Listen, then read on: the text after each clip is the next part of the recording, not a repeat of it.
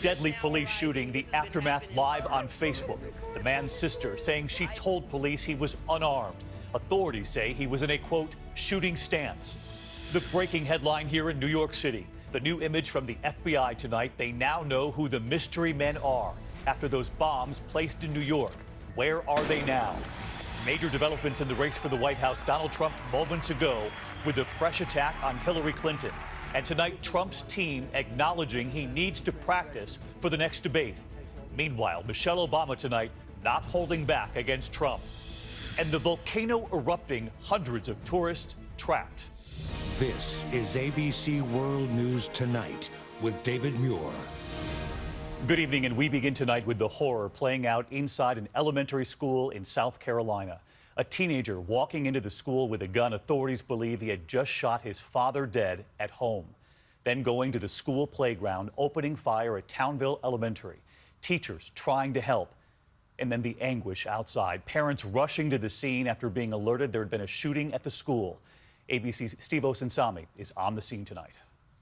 Move that patient towards the helicopter. Cell phones in the pockets of frightened parents across this small town started burning up at 1:45 p.m. just before the end of classes for the day at Townville Elementary. We did have a report of a third patient. Police say a local teenager armed with a handgun appeared at a playground behind the school and started shooting at teachers and children. I think there were some students out on the recess area, and the shooting may have occurred there, and the teacher got the students in the classroom. A young boy was shot in the leg, another boy in the foot. A teacher trying to keep the kids safe was shot in the shoulder. One of the children had to be flown to a hospital in Greenville, South Carolina. Police got here fast. In 7 minutes, they had the teen in custody. Snipers went to the roof to clear the building while this all too familiar scene of moving children by school bus to a nearby church played out. Everybody stay in the lines, please. Parents couldn't get to their children fast enough. It's not a phone call you ever want to get. My mind started running, and then got here as fast as I could. About 2 miles from the school, another crime scene. Police say it's the father of the shooter, 46-year-old Jeffrey Osborne, and he's been shot dead.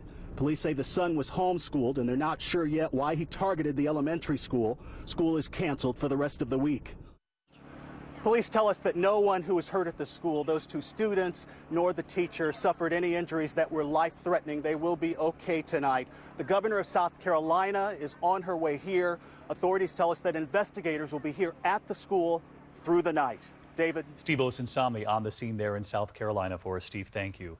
We turn now to a deadly police shooting in San Diego. The aftermath streamed live on Facebook, and police releasing this image from cell phone video. It shows the man taking what they call a, quote, shooting stance, appearing to aim. The man's sister says she told police he did not have a gun. ABC's Matt Gutman is in California. The ambulance is just now arriving. These are the raw images moments after police shot Alfredo Longo in the San Diego suburb. A bystander broadcasting this video on Facebook Live. You killed my brother in front of me. You can hear the wails of his sister. I called these people 3 times to come and help him. A representative of the family telling us she called the police for help with her brother, who was acting erratically at a strip mall, making sure to tell them he was not armed and suffering from an emotional breakdown. Still non-compliant, still won't get his hand out of his pocket, walking all over the parking lot. Police say they fired because Alongo assumed a shooting stance, appearing to point a weapon at one of the two officers, releasing that single image of the incident. It was a two-hand hold, shoulder level, like you would be firing a handgun. But police acknowledging tonight there was no weapon. Thank you. Protesters gathering almost immediately at the scene. Let's march and let's go. And again today. Expose the real criminal gang. Anger here still sharp tonight. Now the nation's eyes are watching, quote unquote, America's finest city. It ain't looking so fine right now. Police have released a single freeze frame of that video, which they say proves that one of their officers was threatened. But locals here are saying they want to see the entirety of that video, and until they do, there is the threat of continued unrest here. David. Matt Gutman, thank you. Now to breaking developments tonight in the investigation into the bombs here in New York City and New Jersey. The FBI saying they know the two mystery men now, releasing this new surveillance image of them just today at the site of a bomb that did not detonate. They took the pressure cooker out of the bag and then walked off with the bag. The police have been asking the men to come forward for a week now, but they now say those men have left the country and they know where they went. Here's ABC's chief investigative correspondent, Brian Ross. FBI agents tonight say they used hotel registration cards to identify these two men, employees of an Egyptian airline visiting New York from Cairo. But authorities still have not solved the week-long mystery of what they were up to when they apparently stumbled upon the piece of luggage with a pressure cooker bomb, walking off with the bag and leaving the bomb behind. They are witnesses. There are no criminal charges. They're not in any jeopardy of being arrested. But now authorities are arranging to question them to determine if they are tied to the bomb attacks in any way or just sidewalk scavengers. Mohammed Rahami, the father of the accused bomber, tells ABC News he has no idea who they are. I never see in my life. The father also says he's convinced his 28-year-old son Ahmad acted alone, changing the locks on his bedroom door in the months before. And nobody can go in. Nobody can go. One time, my grandson, he went to his room and he's screaming and kick him out back. He's a little 4 years old. What do you think? I'd say he did something wrong. The father also told ABC News that one of the FBI agents present when his son was captured last week, the man in the red check shirt, is the same agent who 2 years earlier had investigated his son as a possible terrorist and concluded, without interviewing Ahmad in person, that he was no terror threat. All right, so Brian Ross back with us here tonight. And Brian, if the FBI believes these two men are in Egypt, how quickly can the FBI get to them? It may take a while. They'll need the permission of the Egyptian authorities, and that could be tricky, David. All right, Brian Ross, you'll stay on this. Brian, thank you. We turn next in the meantime to major developments in the race for president tonight. Donald Trump's team a short time ago acknowledging he must now change how he prepares for the next debate. ABC's Tom Yamas in Wisconsin with new reporting tonight. Tonight, Donald Trump's campaign admitting real missed opportunities at that first debate. But on stage in Iowa, Trump sounding confident as ever. You know, we had the debate the other night, and every single online poll had we winning by sometimes a landslide. Those polls unscientific. And behind the scenes in Trump Tower tonight, senior campaign sources acknowledged Trump should have been better prepared, that they should have held mock debates, that they should have been ready for questions about women and about his discredited effort to prove President Obama was born outside the U.S. I think I did a great job. Well, just listen to what you heard. Trump, one source said, believed the birther issue was, quote, well within the past. The aides say they were also shocked Trump never went after Clinton on issues like Benghazi. Trump himself says he didn't go hard enough after Clinton. And I was also holding back. I didn't want to do anything to embarrass her. But he wasn't talking about Benghazi there. Trump alluding to the fact he didn't bring up Bill Clinton's affairs on that debate stage. And I didn't want to do it with Chelsea, who I think is a very wonderful young lady. Eric Trump says his father deserves credit. He really took the high ground where he had the opportunity to go very, very low. I think that took a lot of courage. But Trump hasn't ruled out going there next time, even though in the past Trump has said Bill Clinton was a victim himself. Tonight, at least Trump keeping the focus on Hillary Clinton, hitting her hard on her health. You see all the days off that Hillary takes? Day off, day off, day off. All those day offs, and then she can't even make it to her car. Isn't it tough? All those day offs, right? Boom. Do you ever see her chart? She won't be campaigning today. She won't be campaigning today. But Clinton supporters noticed Trump himself sniffling at Monday's debate. But he insists he didn't have a cold. Tom Yamas live in Wisconsin tonight. And Tom, the Trump campaign tonight acknowledging they could have prepared more for that first debate. The next one we know a little more than a week away now. What have you learned? Any changes in prep? David, Trump had a packed schedule going into that debate, and aides wonder if it was too packed. But the next 2 weeks are the same thing, filled with fundraisers and events. It's unclear if Trump will take time to prepare more. This is the part of the process he likes most, David, speaking to these large crowds. David? Tom Yamas on the Trump campaign for us. Tom, thanks as always. Meantime, Hillary Clinton hoping her debate performance will help, with the polls in the key battleground showing a very tight race going into that first debate. Trump gaining in Florida, Ohio, and Pennsylvania. And tonight, one of Clinton's most powerful weapons, First Lady Michelle Obama in Pennsylvania. And she did not hold back on Trump.